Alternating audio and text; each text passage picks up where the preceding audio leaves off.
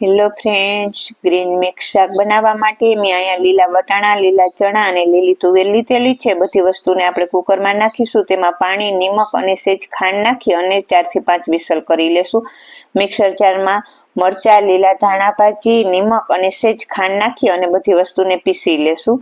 હવે એક પેનમાં તેલ ગરમ મૂકીશું. તેલ ગરમ થાય એટલે બધા મસાલા ઉમેરીશું. મીઠો લીમડો ઉમેરીશું અને જે ગ્રીન કલરની પેસ્ટ બનાવેલી છે ને તે ઉમેરીશું અને તેને થોડીવાર માટે સાતળી લેશું. પછી તેમાં ધાણા જીરું પાવડર, ગરમ મસાલો, નિમક અને મરી પાવડર ઉમેરીશું અને તેને સાતળી અને પછી જે આપણે દાણા બધા કૂક કરેલા છે ને તે ઉમેરી દેશું અને તેમાં કસૂરી મેથી અને લીંબુ નીચવીશું અને તેને થોડીવાર માટે કૂક થવા દેશું. તો તૈયાર થઈ ગયું છે મસ્ત મજાનું એકદમ સરસ ટેસ્ટી એવું ગ્રીન મિક્સ શાક. ફૂલ વિડીયો જોવા માટે પેજને લાઈક કરો અને ચેનલને સબસ્ક્રાઈબ કરો.